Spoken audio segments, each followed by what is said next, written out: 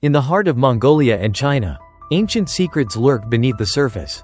Uncover Part 2? A brutal world where women are forced to endure unimaginable sacrifices. From ancient rituals to cruel traditions, these shocking truths will leave you speechless. Get ready, as Top Facts Explore reveals.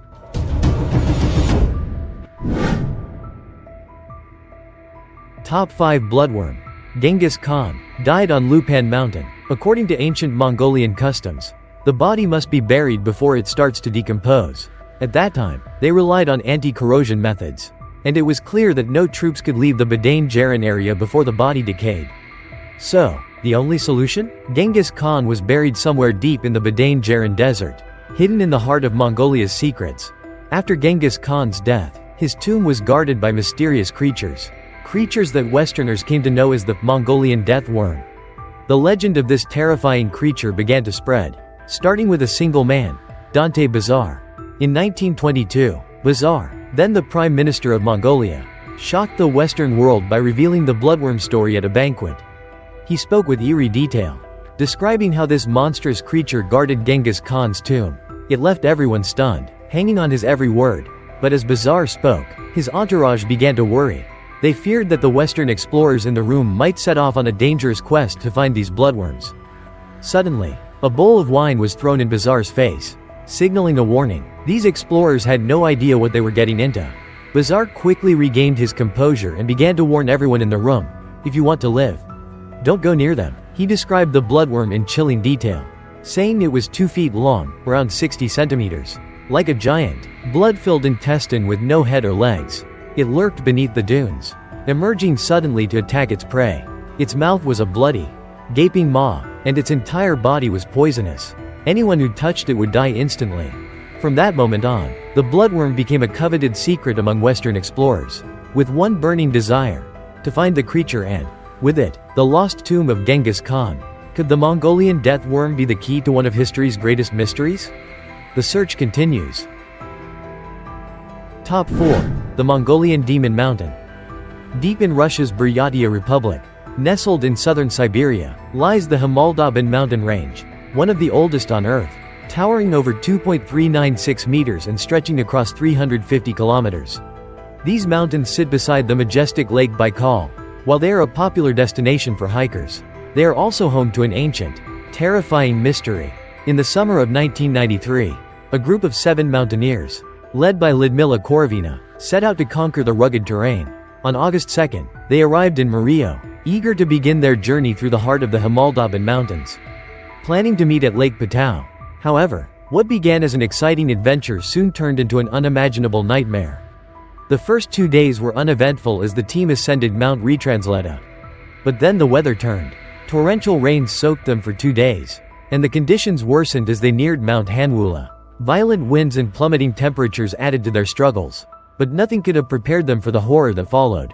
A violent thunderstorm struck, with lightning splitting the sky and thunder shaking the ground. Alexander, the strongest member of the team, suddenly collapsed, convulsing and foaming at the mouth. Blood began pouring from his body. He wasn't alone. Victoria, the youngest, fell unconscious and attacked Valentina in a violent frenzy. One by one, the team members fell into madness. Their guide, Shikanovi, was found dead, blood oozing from his O. Dennis, frozen with fear, hid in his sleeping bag, paralyzed by the terror that something far darker than the storm was at play. As night fell, Valentina, too, began to succumb to the same fate, her life hanging by a thread. In a delirious state, she wandered and miraculously stumbled upon a group of Ukrainian tourists who helped save her life, pulling her from the brink of. When rescuers arrived, they found the bodies of the others, stripped of clothing, their faces frozen in twisted smiles. Only one thing was certain: something unnatural had happened here. Something beyond the storm. The local Mongol shamans had long warned of dark forces in these mountains, but no one had ever imagined such a tale. The fate of this group would remain a chilling reminder of the unknown dangers that lie in the heart of the Mongolian Demon Mountain. Top 3. A land of vast beauty and struggles. Mongolia, a country of awe-inspiring landscapes, lies at the crossroads of Asia and history, with a land area stretching over 1.5 million square kilometers. It boasts an abundance of mineral resources and breathtaking natural wonders. Yet, despite its vastness and wealth, this country is sparsely populated. only 2.1 people per square kilometer. This makes Mongolia one of the most underpopulated places in the world. A fact that stands in stark contrast to the bustling cities and crowded regions of other nations. The harshness of Mongolia's natural environment cannot be understated. Situated in the middle and high latitudes, Mongolia is completely landlocked and far removed from the oceans. Its climate is a typical continental one, with extreme temperature fluctuations. The vast mountain ranges, including the Great Khingan and Kent Mountains, block water vapor from the Pacific and Arctic Oceans, making it nearly impossible for moisture to reach the land. As a result, Mongolia's average annual rainfall is a meager 230 millimeters, far less than most regions around the world. The dryness is so severe that much of the natural vegetation struggles to grow. In this unforgiving environment, the Gobi Desert occupies a staggering 90% of Mongolia's landmass. What little fertile land remains is under constant pressure. Exacerbated by overgrazing, the country's cattle and livestock population, numbering over 66 million, far outstrips the human population. This translates to nearly 20 cows per person, leading to immense strain on the grasslands. Over time, this overgrazing has led to ecological imbalance, with desertification steadily creeping across the land. The environmental crisis is now undeniable. As desertification worsens, sandstorms have become more frequent, further damaging the fragile ecosystem. Mongolia's struggle with environmental degradation has reached a point of irreversible damage, and its once thriving grasslands are now facing the harsh consequences of years of neglect. Mongolia's sparse population is also a reflection of its tumultuous history. Once a vital frontier of the Central Plains, Mongolia was once part of Chinese territory. Throughout the centuries, it has faced numerous challenges, both environmental and political. Yet, despite these hardships, the people of Mongolia continue to persevere. Their connection to the land and their nomadic lifestyle remain a testament to their strength and resilience. In a country where the environment is both a source of wonder and a harsh challenge, the Mongolian people are fighting to preserve what remains of their heritage and their land.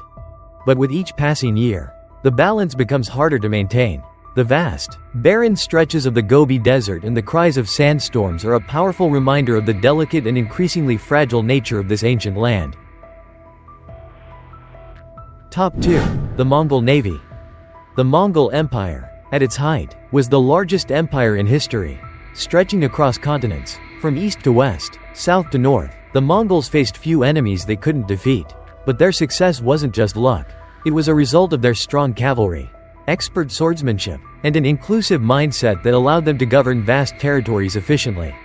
This combination of military skill and strategic leadership made the Mongols an unstoppable force. Beyond their land forces, the Mongols also built a powerful navy. Under Genghis Khan, they attacked the Korean kingdom of Goryeo and conquered many coastal areas, securing maritime trade routes vital for their empire. During Kublai Khan's reign, the Mongol navy reached its peak. They even attempted 2 invasions of Japan, which ended in failure but still showcased their naval ambition. The Mongols also expanded into Southeast Asia and India, achieving significant victories. They sent fleets to explore the Indian Ocean and Africa, well before Columbus. Even after the fall of the Mongol Empire under the Ming dynasty, the Mongols did not abandon their dreams of naval power. They kept some of their ships and sailors, occasionally using them to fight pirates or smuggle goods. Under the Qing dynasty, Mongol sailors were integrated into the Qing navy, preserving their maritime legacy. In the 20th century, after Mongolia declared independence, the Mongols rekindled their naval pride. In 1930, the Soviet Union sent a tugboat to Mongolia, which the Mongols transformed into a symbolic warship. Unable to access the sea, they stationed this navy on Lake Kushugar, a freshwater lake on the border with Russia. Lake Kushugar, at 2.760 square kilometers, is the second largest freshwater lake in Eurasia after Lake Baikal. This lake has become the base for Mongolia's symbolic navy, where they continue to train and honor their maritime heritage. As the lake grows in size and depth, so does the enduring legacy of the Mongol navy, symbolizing the empire's once mighty presence on both land and sea. Today, their navy's primary role is to transport goods, but the spirit of Mongol maritime power lives on in the waters of Lake Kushugar. Top 1. Marriage raids. The Mongols' struggle for survival began over something as basic as water.